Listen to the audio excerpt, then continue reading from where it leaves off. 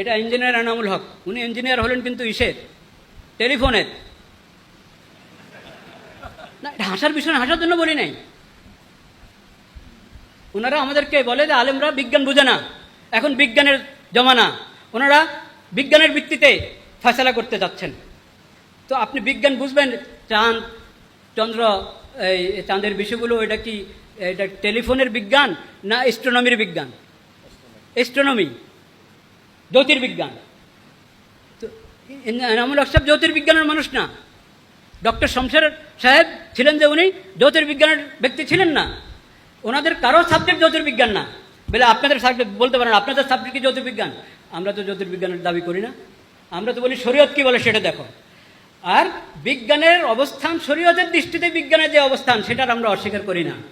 কিন্তু অতটুক বিজ্ঞানকে সহযোগী হিসাবে ব্যবহার করার জন্য যতটুকু বিজ্ঞান জানা দরকার, আমি যেহেতু অ্যাস্ট্রোনমি জানি না, জ্যোতির্বিজ্ঞান জানি না, আমি এ বিষয়ে নাক বলে না। আমি আগের জমানার জ্যোতির্বিজ্ঞানের যে পণ্ডিত যারা ছিলেন তাদের রেফারেন্স টেনেছি, আমরা তাদের রেফারেন্স টানি।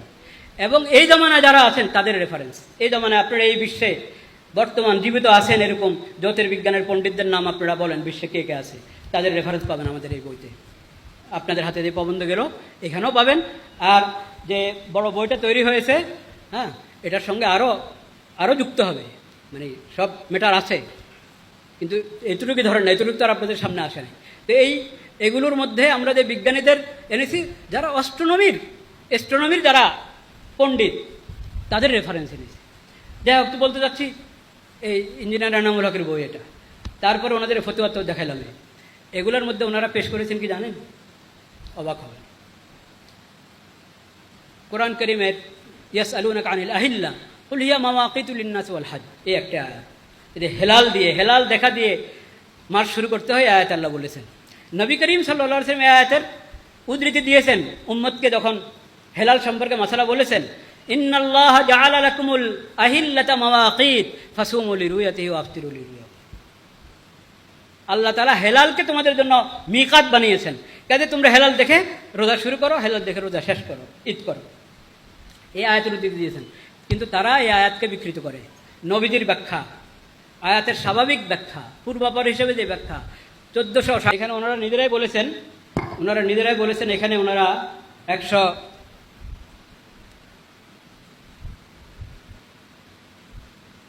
136টা বইয়ের কিতাবের উদ্ধৃতি দিয়েছেন। 136টা কিতাবের মধ্যে কোনো একটা কিতাব, ফেক ফতোয়া হাদিস তাফসিরের যেগুলো হাওয়ালা হতে পারে, রেফারেন্সযোগ্য, কোনো একটা কিতাবের মধ্যে ওয়াহাদাতুল ঈদ, পুরা বিশ্বে একই দিনে রোজা, একই দিনে ঈদ, এটাকে ফরজ, ওয়াজিব, সুন্নতে মুআক্কাদা বলা হয়েছে, মুস্তাহাব বলা হয়েছে। তাদের এখান থেকেই, তারা যেটা দিয়ে নিজেদের ফতোয়া তৈরি করেছে, ওখান থেকে একটা উদ্ধৃতি চাই নাই, অনুপস্থিত। তাহলে বোঝা গেল তারা যেটা বলছে সেটা তাদের কিতাবে, যে কিতাবের উদ্ধৃতি তারা দিচ্ছে সেখানে নেই, একটা হলো না। বরং তারা যে ব্যক্তিদের, যে মনীষীদের নাম নিয়েছে, ওনাদের থেকে, ওনাদের অনেকের কাছ থেকেই এই আপনার তাসরিহ আছে যে এরকম তাকাল্লুফ করে, চেষ্টা করে বিভিন্ন জায়গা থেকে তাদের সাক্ষ্য সংবাদ সংগ্রহ করে একই দিনে করার চেষ্টা করা, এটা কোনো প্রয়োজন নাই। অনেকে বলছেন এটা নিষেধ, এটা ওয়াজিব হওয়ার কোনো দলিল নাই। ওনাদের যাদের উদ্ধৃতি টেনেছে তাদের বক্তব্যের মধ্যে আছে। যেমন একটা উদ্ধৃতি টেনেছেন ওনারা এমদাদুল ফতোয়ার একটা উদ্ধৃতি ওনারা টেনেছেন। ওই উদ্ধৃতি টেনতে যায় নিজেদের মতলবের বিপরীত, মানে নিজেদের বিরুদ্ধে যে কথাটা যায় ওটা আনে নাই। যা আমি যেটা প্রথম বেড়েছি ওটাই বলি। এখানে এমদাদুল ফতোয়া 2য় খণ্ড 155 নম্বর পৃষ্ঠা থানভী রহমতুল্লাহ বলেছেন যে হেলালের বিষয়ে দায়িত্বশীল যারা, অথরিটি ফয়সালা করার, তারা যে ফয়সালা করবে ওটার সাথে দ্বিমত করবে না, না আমালান, না এলামান, না এমালান। নিজেও এর খেলাফ আমল করবে না, অন্যদেরকে জানাবে না, মিডিয়াতে জানাবে না, প্রচার করবে না, এবং অন্যদেরকে আমল করতে বলবে না। যথাযথ অথরিটি হেলালের ফয়সালার ব্যাপারে তাদের ফয়সালার উপর আমল করবে। এই হাকিমুল উম্মত থানভী রহমতুল্লাহ এমদাদুল ফতোয়ার মধ্যে। তো যারা যথাযথ অথরিটির বিরুদ্ধে একদিন আগে করে 2 দিন আগে করে, তারা হাকিমুল উম্মাত থানভী রহমতুল্লাহ যদি হাওয়ালা দেয়, হাওয়ালা চলে? আচ্ছা, আরও শুনেন,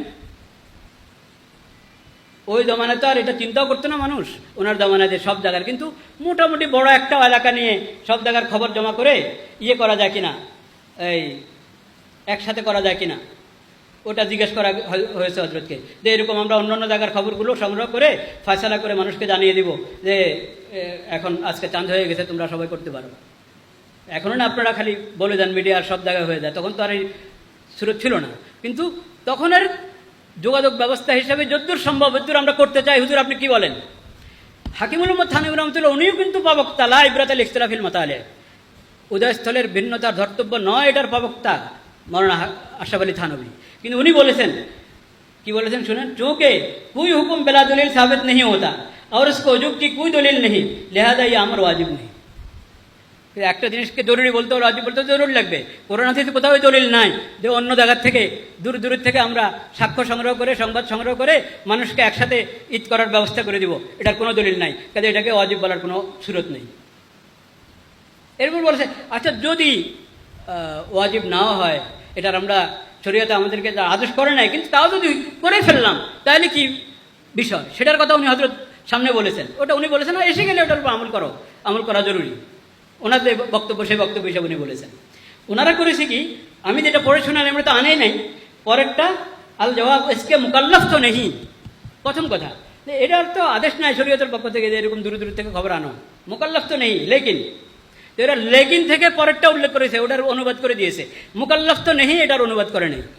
তো এখন যারা অনুবাদ নির্ভর তারা তো বুঝবে না কি ঘটনা ঘটেছে, কিন্তু যারা উসকে মুকাল্লাফ তো নেই এটা যখন তাদের উদ্ধৃতির মধ্যে পাবে, তখন তো বলবে যে উসকে মুকাল্লাফ তো নেই মানে কি, উসকে, তাহলে সে খুলবে কি খুলবে না? মূল কিতাব খুললে তো দেখবে উসকে মুকাল্লাফ নেই বলে হযরত বলেছেন যে এটা করারই কোনো শরীয়ত আমাদেরকে আদেশে দেয় নাই যে আমরা অন্য অন্য জায়গা থেকে খবর এনে একই দিনে করার চেষ্টা করতে হবে। তাইলে এই যে উদ্ধৃতি, এরকমভাবে মুনতাখাবাতে নিজামুল ফতাওয়া, মুনতাখাবাতে নিজামুল ফতাওয়ার মধ্যে ওনারও একই বক্তব্য, লা ইবরাত আল ইখতিলাফিল মাতালে। এজন্য খুশি হয়ে তারা ওনার উদ্ধৃতি দিয়েছেন। ওনাকে জিজ্ঞেস করা হয়েছে ঠিক আজকের পরিভাষায়, যেহেতু উনি পরের নিজামুদ্দিন সাহেব, নিজামুদ্দিন সামদিনা, নিজামুদ্দিন আদমি দারুল উলুম দেওবন্দের ছিলেন, এই সদরে মুফতি ছিলেন। ওনাকে জিজ্ঞেস করা হয়েছে যে এরকম আমরা ব্যবস্থা করতে চাই, কী হয়? তাওহীদুল আহিল্লা, হ্যাঁ, একাধিক চান না, নতুন চান না, এক হেলাল, প্রথম হেলাল। ওনার সামনে প্রথম হেলাল বলে না, এক হেলাল কথা বলে, এক হেলালের ভিত্তিতে সবাই রোজা ঈদ করবে, এই সম্পর্কে যখন ওনার সামনে আছে, না না না না, শরীয়ত, এটা শরীয়তের মানসার খেলাফ, শরীয়তের রুচি প্রকৃতির খেলাফ। শরীয়ত কখনো তাওহীদুল আহিল্লার আমাদেরকে ইয়ে করে নাই। ये चूँकि तौहीद अहिल्ला शरान तो मतलब ही नहीं और न इसका इल्तिज़ाम ही दुरुस्त या महमूद होगा, बल्कि ये चीज़ें मंशा शरा और शारे अलैहिस्सलाम के खिलाफ हैं, जैसा कि हम अपने रिसालत तौहीद और अहिल्ला में तफसील से कह चुके हैं। কোনো না এসবের কোনো শরীয়তের মধ্যে এটা নাই, এটার কোনো দলিল নাই, শরীয়তের মানসার বিপরীত, এটা মতলুবও না এবং মাহমুদও না। মুনতাখাবাতে নিজামুল ফতোয়া খণ্ড 2 পৃষ্ঠা 122। তো ইনি হলেন 136-এর একজন। তো 136 যে এই রেফারেন্সের কথা তারা টানছে, এখানের মধ্যে তাদের বক্তব্য না, এখানে আছে অন্য কথা, যেটা আমি আগে বললাম। দুইটা মত আগে থেকে চলে আসছিল, সেই দুই মতের একমতকে উঠে দিয়েছে, কিন্তু ওই দুই মতের কেউ এই কথা বলেন না যে অন্য জায়গা থেকে খবর সংগ্রহ করে এটা ব্যবস্থা গ্রহণ করতে হবে সবাইকে 1 তারিখে করানোর, নতুবা ওরা বলে কি যে তোমাদের ফরজ রোজা ছুটি যাবে, ঈদের দিন রোজা রাখার গুনাহ হবে। এটা এই 136-এর কোনো একটা রেফারেন্স, এই 136-এর বাইরে 1036 কিতাব হাদিস, তাফসীর, ফিকহ, ফতোয়ার কোনো একটা থেকে বের করে দাও। তোমাদের এগুলো থেকে তো নাই, এগুলাতে নাই, তোমরা যেটা নির্বাচন করেছ ওগুলাতে নাই, অন্যটাতে থাকবে কোত্থেকে? তাইলে তারা যেটা বলতে চায় এটা কোরআন হাদিসের দলিল দ্বারা সাবিত নাই, হাদিস তাফসীর এর ব্যাখ্যা গ্রন্থ নাই এবং ফিকহ ফতোয়ার কিতাবও নাই। তাদের বক্তব্য